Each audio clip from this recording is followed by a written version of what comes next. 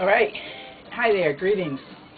Welcome back to the Recovery Room of Racism Non-Anonymous with me, Sis Abena, the Queen of Trauma, or Trauma Queen, the Traumatized Traumatologist, Communications Coach, Victim of Racism, and Representative from the Voices in the Margins. I'm also true to the cause of African liberation via unification and utilizing the tool of healthy and effective communications.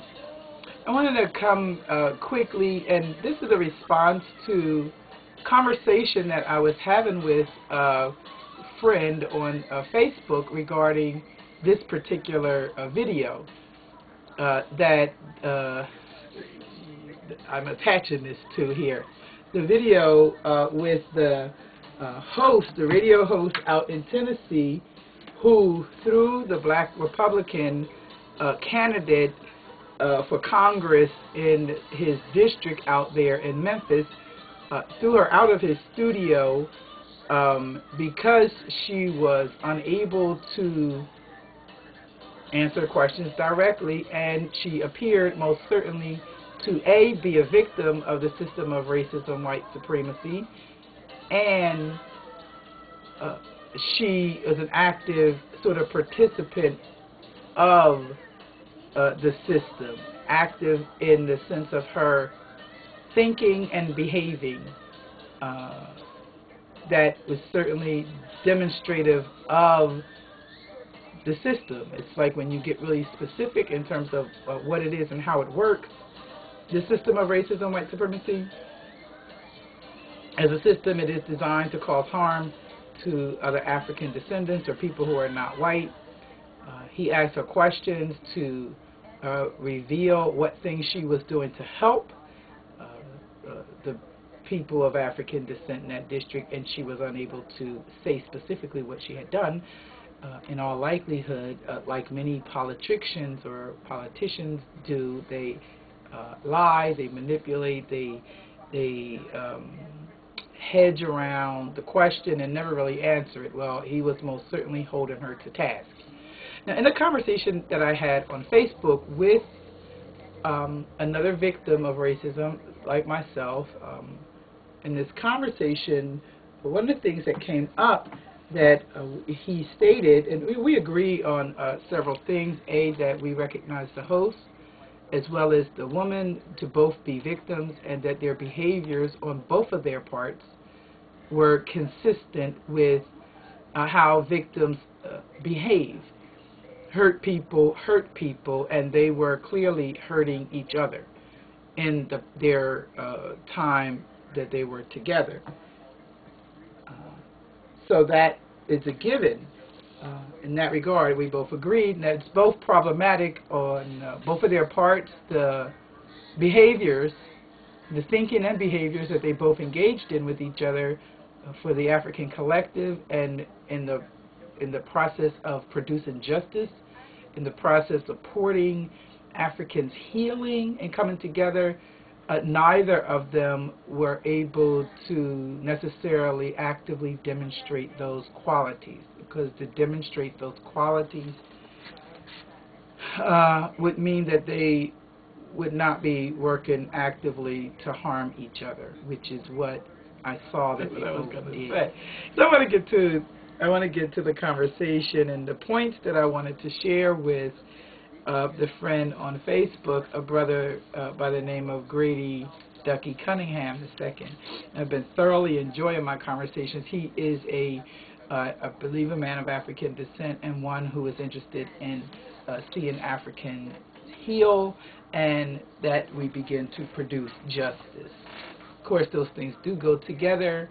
And for those two, these two African descendants, the Sistren Republican and the brother host, most certainly, if and when they begin to heal their own hurts, will they be in the best position to begin to help towards the production of justice. Justice, as we understand it, is assuring that no person is harmed and assuring that those who need the most help get the most help. With that said, Brother Ducky and I got to a point in the conversation where we recognized, or he acknowledged, I made some statements, and this is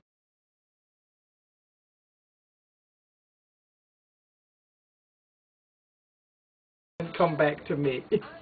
So as you see, those were the questions that led to this video now. That's what I'm going to do. A couple of things I wanted to say was like much I wanted to say in response, and it's like, one, yes, I most certainly agree. Patriarchy, for me, as I kind of view the system, and I'd like to share that with you. First, my view, you know, as a system, something that stands, it has as its foundational, you know, pillars. Patriarchy is one of the primary pillars that creates the system of racism, white supremacy. There are three pillars. I forget what the other two were that it's just the way that I framed it. But most certainly, patriarchy is a pillar that creates the system. White-skinned, I guess, race is the other one. White-skinned, male are the foundational tenets of the system. It's what, you know, holds them up. They go hand in hand pretty much. It's that patriarchal component that I suspect many male black victims have a difficult time recognizing in themselves, so that they can begin to sort of check that part of themselves and recognize the very inherent practice of this thing called racism, which is a practice of causing active harm to non-whites. This system is, you know, it extends now across in terms of gender, because patriarchy is a primary pillar that also places men in a position of power over the woman. And so again, when non-white male victims are unable to recognize that component of the system and how they practice and perpetuate it, we have situations where we have this brother who is just so very comfortably and very freely holding her to task and accountable, which in and of itself, of course, we know is appropriate. At the same time, there is a level of, for me, it's from, you know, just, you know, viciousness. I do not see men, and this is my second point, with this whole thing, is that my brother, like Ducky said, men of African descent or non-white males are always going at each other. If they do so within a different context and framework, however, and so I grant it that that's true, that they do, and again, it's the context and framework that I refer when I suggest I'd like to see them go after each other more in this way. Now, in this way being holding them accountable to their decisions to actively participate in the system of racism, white supreme lunacy, the same way the brother held that, you know, female political candidate, that male victims or males of African descent will also hold other males of African descent accountable specifically to what things you are doing to protect and care for other African descendants, and especially those who are moving into leadership positions representing the African collective, that those men be held to task. Like, it would be something to see Herman Cain on that hot seat, so to speak, and have another male of African descent approach Herman Cain in that regard. Even Obama. We can't even ask the question of Obama on the internet, thousands of miles away from the man. He doesn't ever hear us, but just to ask the questions of his integrity and holding him accountable to the African collective, it's a no-no. Yet it was very free, easy to blast this woman, and I imagine The brother probably got many accolades and support from other men of African descent who are in the quote-unquote conscious community and who are actively working for the liberation and production of justice for the African nation. That brother was more than likely rewarded. I suspect he was very highly rewarded. Now, brothers do currently go at each other, however, in a very hurtful manner, in the form of competing with them for position in the system or causing active physical harm, like shooting and killing each other the way they are doing. That is in a different context. They come together to hurt each other in the system, but they do not come together to hold each other accountable, to raise the level of play towards protection, which in fact is then also to produce justice. And that is the context of which I'm asking and fantasizing, like, wow, what would that be like, after watching this clip with this brother and this sister in here.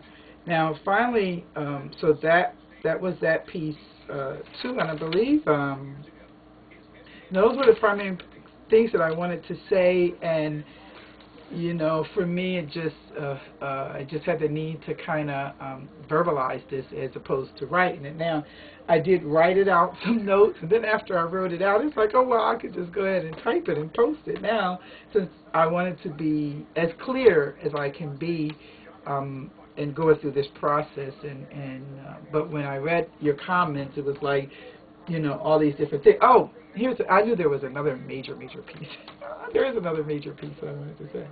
It was on the use of the word should. You say that the system of racism and white supremacy is patriarchal, and we should be aware of that in all our conversations.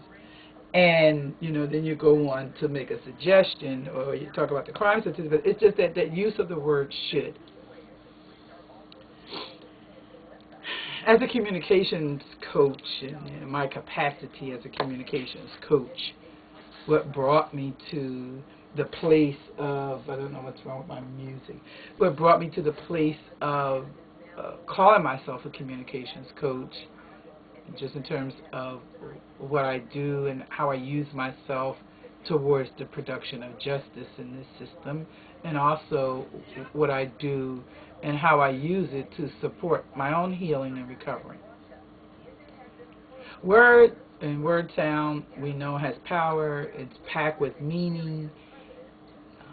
Words are used in a variety of ways. They give us instruction. They give us direction. They give us information. They depending on the context and how they're used. When I hear folks say we should, you should, X, Y, and Z, it's like it's like a communication stop. And in this program of RNA, and in my capacity as well as the trauma queen, or queen of trauma, traumatology, I would come up with some own stops of my own, and one of them would certainly be, that's a stop word. You should. It's like, stop. Word stops. And here's why. To use the word should sort of gives, it implies that what a person is doing is incorrect, and therefore they should do this. And it's like, well, based on what? Because it depends on what their outcome and what their goal is, and do you know what their goal is? And if we say you should do X, Y, and Z, and you just leave it as that, it leaves the door open for the person to sort of follow what you say they should do, as opposed to somehow coming to their own decision. Coming to their own decision and choice to move forward. That's important because when we recognize the status as victims at the hands of European descendants and under the system of racism, white supreme lunacy, a system which most certainly does have us following them and doing what they say we should do. So just that word as a directive for victims of racism, and the vast majority of them that I know, we respond to the words and it has a meaning, and that meaning is as a directive, and victims, part of our issue is learning how to recover our ability to direct our own selves and not be led and told what we should or shouldn't do. It leaves a person, the hearer, in a state of guilt, especially if they consider they're not currently doing that. Like, I should be doing that. Choice. Oh, okay. I'm saying that I agree. It is important that people become aware of how the system shows up in our conversations, and that is one of the ways it shows up when we use particular words. And I did used to call them buzzwords, and there's a stop. Here's a buzzword. You should.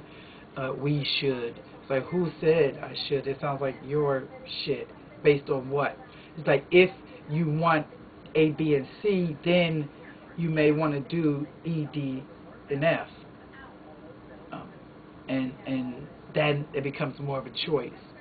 So it's just about, for me, stopping and reframing and rephrasing, because it's like, if people want justice defined in the way that we defined it, if you want liberation from this system, European way of thinking and behaving, and this is how it's defined, and if you can agree with this definition, and you agree with this, and you agree that you want that, then these are your choices. I suspect that if you do that, this is going to be the outcome. I know that, or I suspect that, because I have tested this and been through it and seen it several times over, and this is always usually the outcome. Of course, you are free to do it. However, if you want to get over here, then you may reconsider. So I will kind of go through a statement that says that as opposed to you should. It's like, well, if we're going to produce justice, and this is what justice is, and we agree with that, then the brother and the sister may want to rethink how they communicate with each other in order to get the justice that they each say that they want. So I knew there was a little bit more that I wanted to kind of add to the conversation, because as I listened to what you said, these were the things that began to sort of jump off for me in my mind, and I wanted to share and continue to build in the way that we have been building. I have been thoroughly enjoying it and appreciate you. And so thanks for listening to me share, and I hope this wasn't too long. Okay, peace.